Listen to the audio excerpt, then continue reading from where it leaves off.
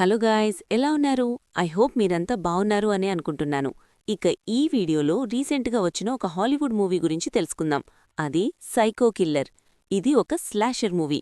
ఈ cinema Telugu dubbing లేదు.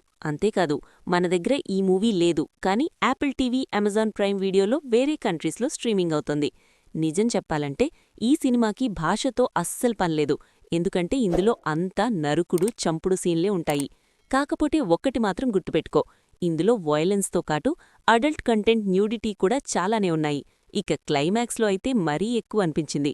So ఇది కేవలం పెద్దవాళ్లు మాత్రమే చూడాల్సిన సినిమా. మనకు ఆల్ టైమ్ హిట్ మూవీ 7 తెలుసు కదా, దానికి రైటర్గా చేసిన ఆండ్రూ కెవిన్ వాకర్ ఈ సినిమాకి స్క్రిప్ట్ రాశారు. అందుకే ఆ క్యూరియాసిటీతో చూశాము. మరి సినిమా ఎలా ఉందంటే మరీ సూపర్ అని చెప్పలేం, కానీ అలాని తీసిపారేసేలా కూడా లేదు. ఒక యావరేజ్ ఫీల్ ఇచ్చి వన్ టైం వాచబుల్ మూవీ ఇది. మనం చిన్నప్పటినుండి ఇలాంటి సీరియల్ కిల్లర్ సినిమాలు చాలానే చూసుంటాం కదా, ఇది కూడా అలాంటి రొటీన్ ఫార్మాట్లోనే వెళుతుంది. ఏమాత్రం కొత్తదనం ఆశించకుండా జస్ట్ టైంపాస్ కోసం ఒక స్లాషర్ మూవీ చూడాలి అనుకుంటే మాత్రం హ్యాపీగా ట్రై చేయొచ్చు. రన్ టైం కూడా చాలా తక్కువ ఉండటం దీనికొక ప్లస్ పాయింట్. వీటితో పాటు కిల్లర్ చేసే మర్డర్స్ అన్నీ మనం రెగ్యులర్గా చూసేలాగే ఉంటాయి, కానీ కొన్ని సీన్స్లో మాత్రం బాగానే ఎంగేజ్ చేశారు. మరీ టూ మచ్గా హింసించి చంపడం లాంటివి ఉండవు, కానీ అలా హత్యలు చేసుకుంటూ వెళ్ళిపోతుంటాడు.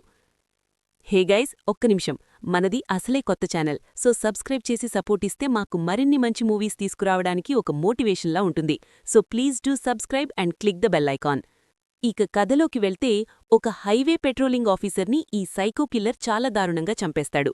వాడొక శాటానిక్ స్లాషర్, అంటే దేశంవ్యాప్తంగా ఎవ్వరూ ఊహించని విధంగా వరుసగా మర్డర్స్ చేస్తుంటాడు. చనిపోయిన ఆ పోలీస్ ఆఫీసర్ వైఫే ఈ సినిమాలో హీరోయిన్.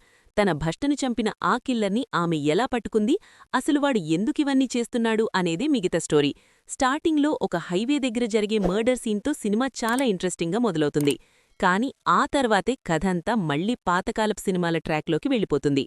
మనం 2026లో ఉన్నామా లేక 90వ దశల్లో ఉన్నామా అన్నట్లు కొన్ని సీన్సుంటాయి. ట్విస్ట్లు కూడా ఏమీ లేకుండా కథ ఫ్లాట్గా సాగిపోతుంది. ఇక సినిమాలో మెయిన్గా చెప్పుకోవాల్సింది హీరోయిన్ జార్జినా క్యాంప్వెల్ గురించి. తన పర్ఫార్మెన్స్ మాత్రం అదిరిపోయింది. సినిమాని తన భుజాల మీద మోసిందని చెప్పాలి. కానీ కిల్లర్ క్యారెక్టర్ మాత్రం అంత భయంకరంగా ఏమనిపించదు. కొన్నిసార్లు వాడిని చూస్తే నవ్వు కూడా వస్తుంది. వాడికి పెద్దగా ఫ్లాష్ బ్యాక్లు కూడా ఏం లేవు, జస్ట్ చంపడం కోసమే చంపుతున్నట్లు ఉంటుంది. క్లైమాక్స్లో స్లో మోషన్లో వచ్చే ఆ నరుకుడు సీన్ బాగుంది, కానీ ఇంకాస్త డీటెయిల్డ్గా చూపిస్తే బాగుండేది అని అనిపించింది. ఓవరాల్గా ఇదొక టైంపాస్ స్లాషర్ మూవీ. మరి ఇంకెందుకు లేట్, వెంటనే చూసేయండి. అయితే ఈ మూవీ ఫ్రీ స్ట్రీమ్ లింక్ కావాలంటే కామెంట్ చేయండి, డైరెక్ట్గా స్ట్రీమ్ లింక్ సెండ్ చేస్తా. అలాగే మరో వీడియోలో మరో మూవీతో మీ ముందుకొస్తాను. అప్పటివరకు బై బాయ్.